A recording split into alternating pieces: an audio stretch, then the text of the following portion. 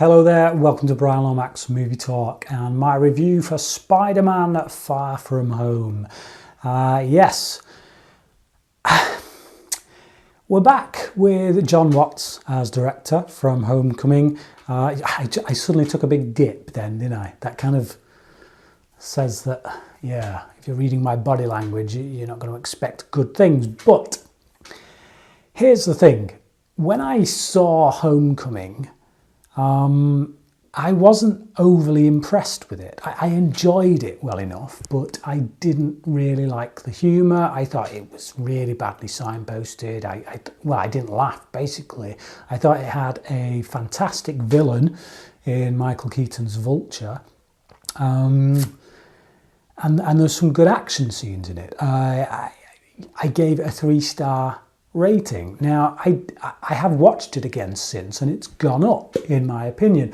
It worked better on the small screen, I think. Here's the thing. I've gone and I've seen Far From Home, and I've had pretty much the exact same reaction to my first viewing of this as I did with Homecoming. So where do I go with that? Do I wait until I see it again to review it or what? But I don't know. Look, I've seen this once. Here's my thoughts. The humour for me does not work in this. I did not laugh once. Well, once. I did laugh once, and that was when Happy Hogan made a joke involving a shield that he uses. So yeah, that I found funny. I didn't laugh at any of the other jokes in this. I rolled my eyes for a lot of them because it just felt, yeah, like stagey, just not funny. But again, as with Homecoming, really good villain. Jake Gyllenhaal's Mysterio is a really good villain.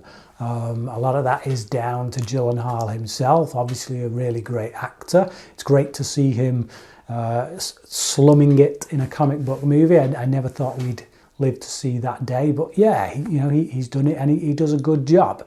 Yeah, I really like him as a character. I like some of the really trippy visuals that we get with him when he's doing his thing. With Spider-Man, kind of, yeah, creating all these illusions and stuff. It's good, it's really trippy. Like I say, it creates some really good action sequences. There's also a really nice moment towards the end of the film where we see Spider-Man doing his usual kind of swinging through the cityscape, but he's got hold of someone, and you know, like, when you look at the Sam Raimi Spider-Man films, and Spider-Man was doing that through the city with Mary Jane and that, you could always tell it was green screen. You never really felt like the two of them were swinging through the city. And there's a moment here where we see that and we believe it. It's really rapid. It feels like a roller coaster ride. You feel that wind coming at you. It's really well handled. It's really well done. But like I say, that's a 20-second scene in a 2-hour movie. So yeah, so there is stuff like that that's handled really well on the action front. Like I say, good villain. But as so much of this movie kind of hinges on the humour because of the relationships, it does fall down considerably as a result of it not working. I don't like most of the people that Peter hangs around with, his friends. I don't like the chemistry between them. The chemistry is non-existent. I will say, however, that Zendaya does do a good job as Mary Jane. I do like her as Mary Jane. I like Zendaya as an actress. I think she does well with this part. She does well with the quirky character. I like that they've kind of done Mary Jane a bit different here to what we got with Kirsten Dunst.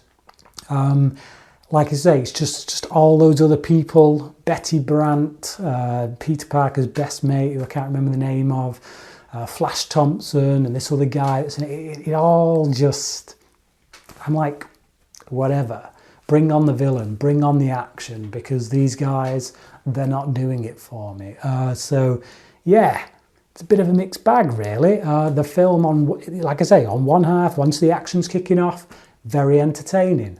When we're in the more quieter moments that relies on the humour, I could care less. I think another thing where the film suffers is that for me, I always associate Spider-Man with New York. So when you take him out of New York and you put him in all these other different world locations, it doesn't feel like Spider-Man to me. You know, Spider-Man in London doesn't feel like Spider-Man, especially when he's wearing a different costume or wearing a costume that is designed by Tony Stark that kind of looks a bit more Iron Man-esque than it does Spider-Man-esque. You know, there's a lot of those elements that to me make it feel like it's not Spider-Man. I want him to break away from the whole Tony Stark stuff, the whole Iron Man stuff. I want him to be in his own man with his own costume that he's made that feels like a kid being a superhero. I'm going to give it a 3 out of 5. I would still recommend it. If you're a Spider-Man fan, then I think you'll definitely get something out of it. I mean, I was never that big on Spider-Man. I was always the Batman guy.